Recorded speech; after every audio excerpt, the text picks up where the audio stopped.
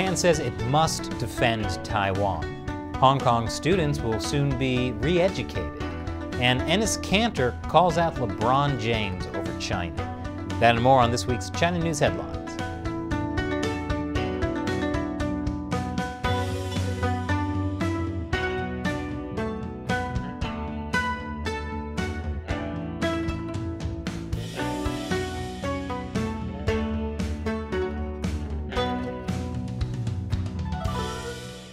Welcome to China Uncensored. I'm Chris Chappell.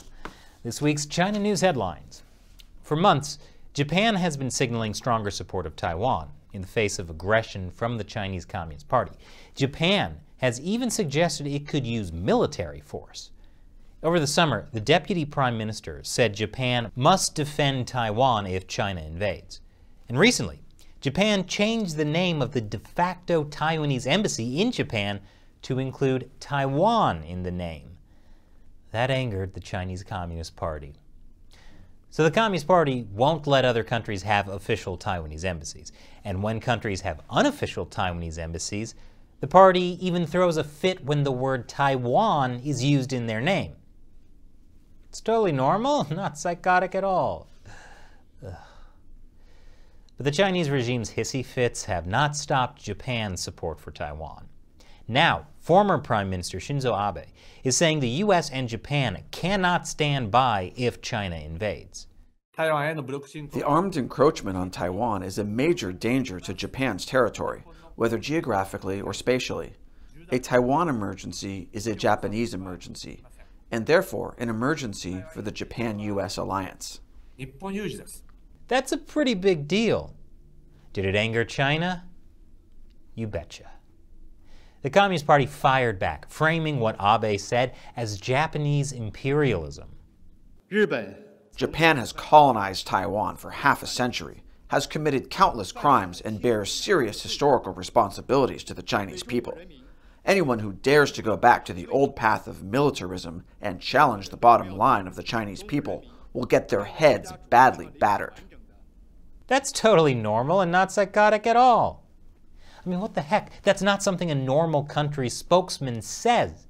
Imagine Jen Psaki saying enemies of America will get their heads bashed in.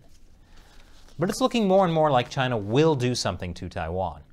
According to human rights group Safeguard Defenders, China is hunting Taiwanese nationals through forced deportation.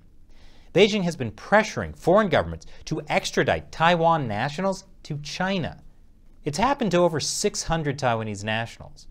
And China is pressuring other countries to extradite Taiwanese citizens to China, even though they have an agreement with Taiwan to specifically not extradite Taiwanese citizens to China. But as Hong Kong knows all too well, the Chinese regime does not keep their agreements.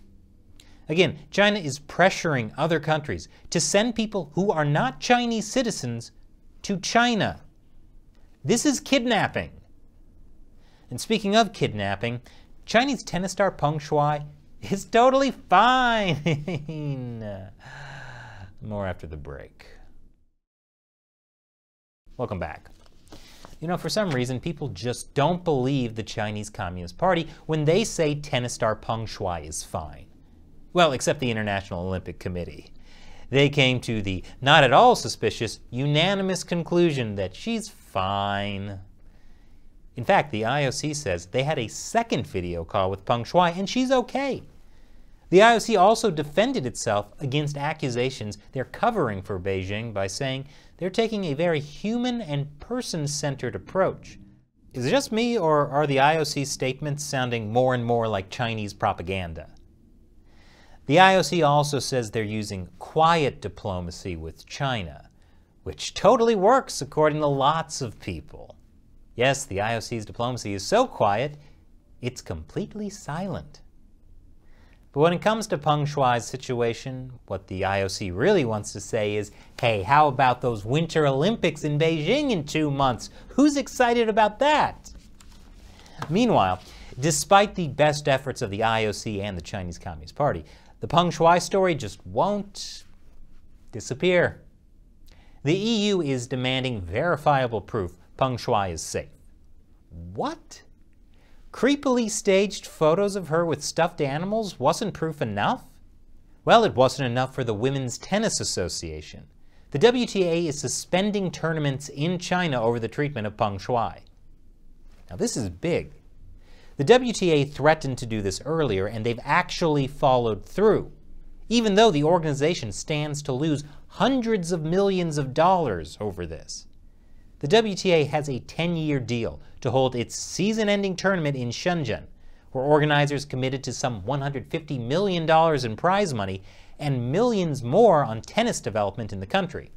But the WTA is actually putting human rights ahead of money in China.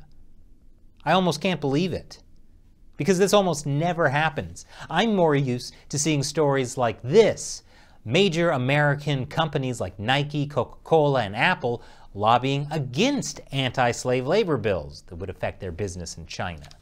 Or Airbnb hosting rentals in Xinjiang on land owned by a Chinese paramilitary organization sanctioned by the US government for complicity in genocide and forced labor. Or the IOC pushing Chinese communist propaganda. But let's all take a minute to congratulate the WTA for standing up to the Chinese Communist Party. What is this feeling? Is it hope? You know, I always thought women's tennis was just a racket, but it turns out they have some serious balls. What can I say? It's a game of love.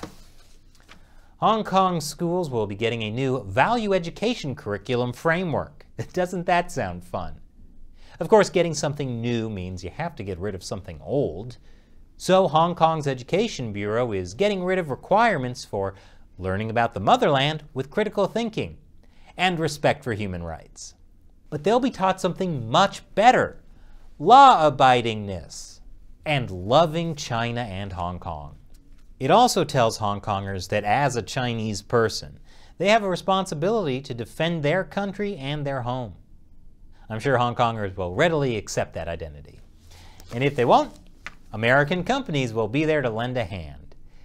If you've ever watched The Simpsons, you probably remember seeing this: a joke about how the CCP covers up the 1989 Tiananmen Square massacre.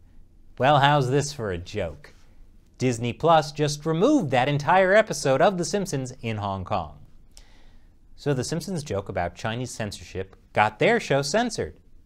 It's a perfect circle.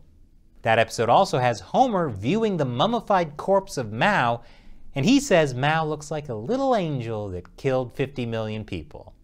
It also has Selma staring down a Chinese tank. Look familiar? And now for something I never thought I'd say. I'd rather watch women's tennis than Disney. And after the break, the return of everyone's favorite game show. Welcome back. You know, after talking about how the WTA stood up to the Chinese Communist Party and Disney sold out to the party, I've been inspired to bring back a little segment we did back in the before times. Yes, it's time for everyone's favorite game show, Sellout or No Sellout. First up, Ray Dalio. He's the founder of Bridgewater Associates, the largest hedge fund in the world. Bridgewater just raised over $1 billion for their new China fund. This week, Dalio was on CNBC when he was asked about whether investing in China is really a good idea right now. Here's how that went down.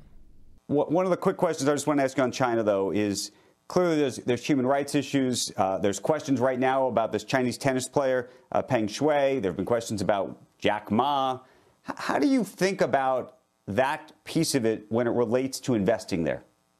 Well, I can't be an expert in those types of things. What I basically do, and for 50 years I invest all over the world, I look to whatever the rules are. If the government has a policy that I should do a certain thing and so on, but I can't be an expert in all of those particular dynamics of that. I really have no idea. Okay, so first, Ray Dalio seems to admit that he has no idea about the political situation in China, a country where he's investing over $1 billion of other people's money. Is that really his defense? If you watch this show, you know that everything is political in China. And yet the guy in charge of one of the largest China funds in the world is asked about this, and he basically turns into the shruggy guy. But it gets even better. So the guidance of the government is the most important thing. It's these are political. It's like, and then I look at the United States and I say, well, what's going on in the United States, and should I not invest in the United States because other things and not our own human rights issues or other things? Ah, yes, the old, well, America has human rights problems too. Right out of the Chinese Communist Party playbook. To his credit, the CNBC anchor does not let Dalio get away with this. Look, there are things that happen in the United States that I don't agree with, that I imagine you don't agree with, but I think that those things are different than some of the things we see happening in China. People aren't, the government isn't disappearing people, for example. Okay. Look, you want to get into the policy of disappearing people. I'll give a little bit of a perspective of that, okay? What they have is an autocratic system. And one of the leaders described it. He said that the United States is a country of individuals and individualism. And that's what it's about. He said in China, it's an extension of the family. He said, if you look at the word country in China, it consists of two characters, state, family. And that has to do with Confucian. And it's very much a top-down. And as a top-down country, what they're doing is that it's that kind of like a strict parent. They behave like a strict parent. Ah, yes, the Chinese Communist Party is just like a strict parent. I remember all the stories Shelley told me about how her strict Chinese parents kidnapped her and held her in a black jail until she did her homework. No, that never happened. Because the Chinese Communist Party isn't a strict parent, they're an authoritarian regime that kills people and sells their organs. And here's another thing. Let's stop blaming Confucius. It's not the Chinese Confucian Party. It's the Chinese Communist Party. They're disappearing people because they're communist. Confucius didn't say, genocide is fine because the government said so. Here's something Confucius did say. In the face of a wrong or unrighteousness, it is the duty of the son to oppose his father, and the duty of the servant to oppose his superior. So Confucius would have supported the WTA. In between his investing billions in China, claiming ignorance, and then defending the Chinese regime as a strict parent, Ray Dalio is a giant sellout. But here's someone who's not a sellout. NBA star and major critic of the CCP, Enes Kanter. He's become a U.S. citizen. He's also added freedom to his name. Now, freedom is his last name. Personally, I would want to be able to say, freedom is my middle name. But this does mean you would see freedom on the back of his jersey. That is, you would if his coach didn't keep him on the bench for most of the season, for some reason. He's already been banned in his home country of Turkey for his political views, and China has been a big focus of his lately, especially his shoes. Yeah, his shoes are awesome. He's also said he wants to educate LeBron James on human rights abuses in China. Kanter, well, Freedom, said, I'm sure it's going to be a very uncomfortable conversation for him. I don't know if he's going to want that. I'll make that really comfortable for him. I don't know if he's educated enough, but I'm here to educate him. And I'm here to help him because it's not about money. It's about morals, principles, and values. It's about what you stand for. There are way bigger things than money. Though LeBron has previously said he doesn't want to give his energy to Kanter's criticism of him. He has to preserve his energy for all the brown-nosing he has to do for the CCP. So unlike LeBron James, Enes Kanter, freedom is no sellout. And now it's time for me to answer a question from a member of the China Uncensored 50 Cent Army, a viewer who supports our channel on the crowdfunding websites Patreon and Locals.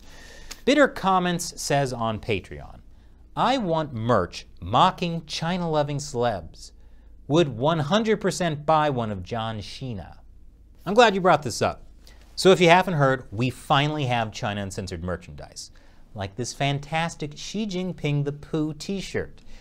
You can see everything we have to offer on ChinaUncensored.tv/merchandise. And none of it is made in China. But what kind of new merchandise would you like to see from us? Things mocking John Cena? Like this image I found on Reddit? What's that, Shelley? Okay, so we can't make that exact image on a t-shirt. But we could make this t-shirt mocking China-loving U.S. companies about how I turned a blind eye to ethnic cleansing in China and all I got was this slightly cheaper t-shirt. Or maybe something we haven't even thought of. Let me know in the comments below what kind of things you'd like on a t-shirt or mug, or if there's other kind of merchandise you'd like. Thanks for your support, Bitter Comments, and thank you for watching. If you can, help us in the fight against the Chinese Communist Party by contributing on Patreon or Locals. You'll get some cool perks, including having me answer your question on the show. Links to everything are in the description below. But even liking and sharing these episodes is a huge help. Once again, I'm Chris Chappell. See you next time.